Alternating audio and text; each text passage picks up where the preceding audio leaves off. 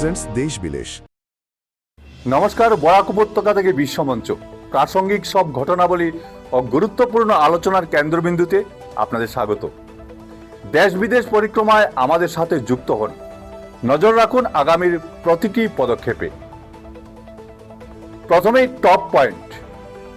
রহস্যজনক hit and run, Punjabi truck চালকের মর্মান্তিক মৃত্যু। বিস্তারিত দেখবেন প্রতিবেদনে। ধেমাজিতে বানবাসীর হাহাকার, প্রশাসনের উদাসীনতায় তীব্র ক্ষোভ। লখনৌ অগ্নিকাণ্ড, অবহেলার বলি 15, কাঠগড়ায় নিরাপত্তা ব্যবস্থা। মুখোশের আড়ালে ট্রাম্প নেতানিয়াহুর অশুভ খেলা। এবারে আসছি বিস্তারিত প্রতিবেদনে। শিলচর আফলং জাতীয় সড়কের মধুরাপুর এলাকায় সংঘটিত এক ভয়াবহ হিট অ্যান্ড রান ঘটনা জনমনে গভীর শোক ও চাঞ্চল্যের সৃষ্টি করেছে। রাতের অন্ধকারে ঘাতক বাহনের ধাক্কায় প্রাণ হারিয়েছেন পাঞ্জাব থেকে আসা এক ট্রাক চালক। স্থানীয় সূত্রে জানা গেছে, জাতীয় সড়কের পাশ দিয়ে হেঁটে যাওয়ার সময় অজ্ঞাত পরিচয় এক দ্রুতগামী গাড়ি তাকে সজোরে ধাক্কা দিয়ে পালিয়ে যায়, যার ফলে ঘটনাস্থলেই তার মৃত্যু হয়। আজ সকালে স্থানীয়রা রক্তাক্ত দেহটি পড়ে থাকতে দেখে পুলিশকে খবর দিলে শিলচর মেডিকেল কলেজে ময়না তদন্তের জন্য পাঠানো হয়। এই ঘটনাটি বর্তমানে জাতীয় সড়কের নিরাপত্তা ও রাতের বেলায় পথচারীদের সুরক্ষার বিষয়টি নিয়ে বড়সড় প্রশ্ন তুলে দিয়েছে। পুলিশ ঘাতক বাহন ও চালককে চিহ্নিত করতে তদন্ত শুরু করলেও রাতের অন্ধকারে ঘটা এই ধরনের অপরাধে ঘাতককে খুঁজে বের করা প্রশাসনের কাছে বড় চ্যালেঞ্জ হয়ে দাঁড়িয়েছে। ধেমাজি জেলার গোগামুখ রাজস্ব চক্রের অন্তর্গত বিস্তীর্ণ এলাকা গত এক সপ্তাহ ধরে বন্যার কবলে পড়ে মানবেতর জীবনযাপন করছে। গোগামুখ, ভেবেলি, অকমাটি, মধ্য, মিংমাং ও লতাক পঞ্চায়েতের 20টিরও বেশি গ্রাম জলমগ্ন হয়ে পড়েছে। বিশেষ করে রাজাবাড়ি গ্রামের পরিস্থিতি ভয়াবহ। গত 2 সপ্তাহ ধরে বানবাসী মানুষ প্রশাসনের কোনো সাহায্যের মুখ দেখেননি বলে বিস্তর অভিযোগ উঠেছে।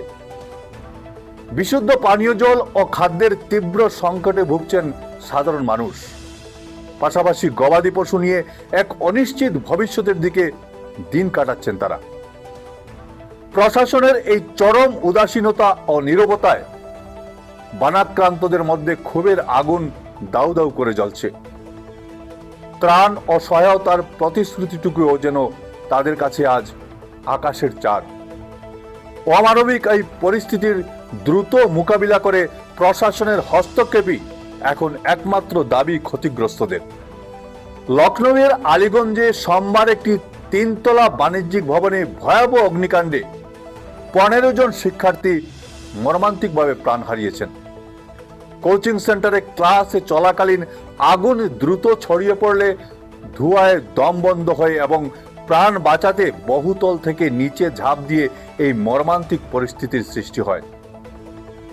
ভবনে অগ্নি নির্বাপক ব্যবস্থার অভাব এবং জরুরি বহির্গমন পথের অপর্যাপ্ততাই মূলত এই প্রাণহানির কারণ বলে জানা গেছে। এই ঘটনা নিছক দুর্ঘটনা নয়, বরং প্রশাসনিক নজরদারি ও অগ্নি নিরাপত্তা বিধি লঙ্ঘনের এক চরম নিদর্শন। জনবহুল কোচিং সেন্টার ও ধার্য পদার্থপূর্ণ দোকান একই ভবনে থাকার ঝুঁকি এবং পরিকাঠামোগত গাফিলতি এই ট্র্যাজেডিকে অনিবার্য করে তুলেছিল। সরকারি ক্ষতিপূরণ বা তদন্তের আশ্বাস কেবল সাময়িক সান্ত্বনা। প্রকৃত সমাধান নিহিত রয়েছে দায়িত্বপ্রাপ্তদের কঠোর শাস্তির আওতায় আনা এবং প্রতিটি বাণিজ্যিক ভবনে নিরাপত্তা বিধি কঠোরভাবে প্রয়োগ করার মধ্যে। এই ধরনের ঘটনায় স্থানীয় প্রশাসনের দায়বদ্ধতা নিশ্চিত করার বিষয়ে আপনাদের মতামত কি? নিশ্চয়ই কমেন্ট বক্সে লিখে জানাবেন। ইরান সংঘাতের ধুলোবালি থিতু না হতেই ওয়াশিংটন ও তেল আবিবের আকাশে এখন সংশয়ের মেঘ। ট্রাম্পের দম্ভোক্তি, আমার ইশারায় চলে ইসরায়েল, যার জবাবে নেতানিয়াহুর পাল্টা বার্তা, আমরা কেউ কারো হাতের পুতুল নই। লেবাননে যুদ্ধবিরতির শর্ত ভেঙে ইসরায়েলি হামলার পর মার্কিন প্রশাসনের তিক্ত হুঁশিয়ারি আর ইসরায়েলের এই স্বাধীন সত্তার আস্ফালন। তবে কি সেই নেপথ্যের কারণ? বন্ধুত্বের আড়ালে লুকিয়ে থাকা এই কূটনৈতিক দ্বন্দ্ব কি কোনো বড় ভাঙনের ইঙ্গিত, নাকি নিছকই ক্ষমতার দম্ভের লড়াই? ক্ষমতার অলিন্দে দুই নেতার এই নতুন সমীকরণ এখন বিশ্ব রাজনীতির সবচেয়ে বড় ধোঁয়াশা। আজ এ পর্যন্তই। প্রতিদিন বিকেলে দেখতে ভুলবেন না ঈশান বাংলার দেশ বিদেশ পরিক্রমা। ভালো থাকুন, সুস্থ থাকুন। ভিডিও সম্পাদনায় আমার সঙ্গে ছিলেন বঙ্কিম সোনার। নমস্কার।